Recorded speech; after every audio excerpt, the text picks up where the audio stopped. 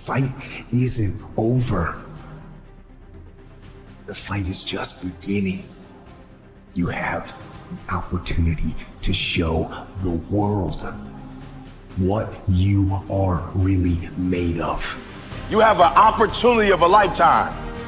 What's in front of you is an opportunity to make right now something you'll never forget.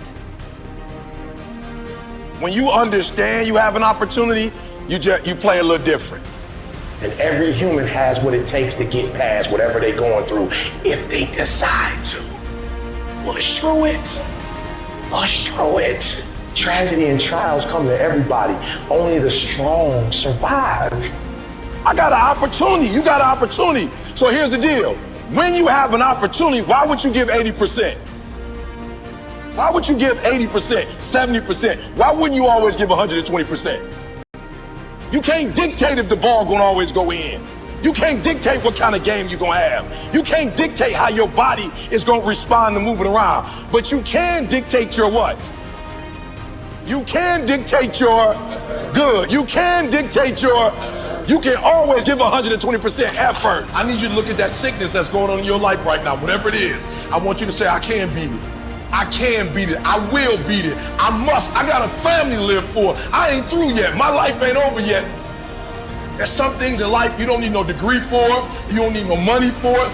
You don't need no support for it. There's something in life you just gonna get through when you tell yourself, I'm gonna get through this. I'm not retreating. I'm not running. I don't care what they say on paper.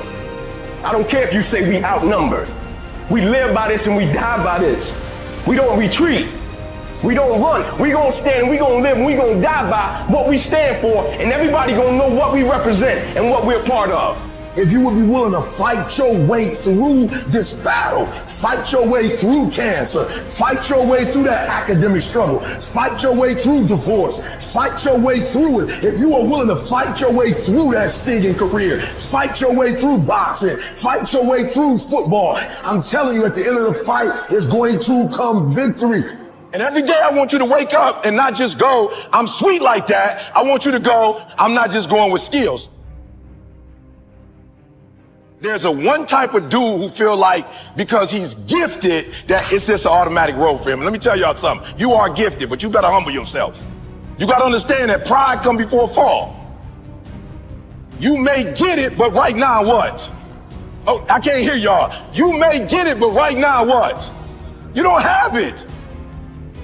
That's not what gets you in the league. Not what you were born with. You got skill and you got will. You got skill and you got will. Two total different things. You were born with certain things, but to get to the next level, and not just get to the next level, to stay at the next level, you gotta have will. So when you play, you have to compete. I'm a high school dropout. My daddy wasn't in my life. But I found out I had a gift, then I found out your gift shall make room for you. And I'm like, you mean to tell me if I perfect this, I can eat and my kids can eat and my kids' kids can eat? From today on, you play whatever your best game is, you play that level every single time.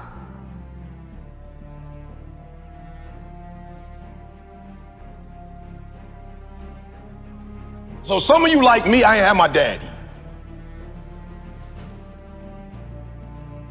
Right, I'm from Chicago, South Side. I had my father in my life. I don't know who my grandfather is. My mom got pregnant with me at 17 years old. I didn't have the people in my life that were supposed to be in my life, so I made some stupid decisions, dropped out of high school, homeless, living in abandoned buildings, eating out of trash can. I promise you, if a speaker came, I was like some of y'all, I wasn't saying nothing, but guess what happened? Guess what happened? Yup, one day I got a why. Got married, I had a son, and everything changed for me. That's why I'm asking you, who do you love? So when people ask me, E.T., why you get up at 3 o'clock in the morning? Why you putting videos up every day at 3 o'clock in the morning on Instagram? Number one, because I want to be the best that ever done it. Like, I honor my craft. I want Dr. Martin Luther King to look at me and go, that's it, kid. I want Malcolm X to look at me and go, that's it, kid. Just like you got the Hall of Fame in basketball, I want to be the Hall of Fame in speaking.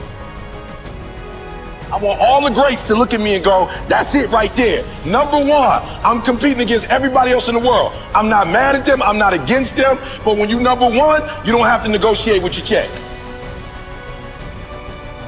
I remember when I was like number 25 or something, they would be like, okay, you got to fly here, you got to fly. Now I tell people how I fly. I tell people where I stay, where I don't stay. So number one in the world, what happened? One day I woke up and was like, I got to do this for my wife.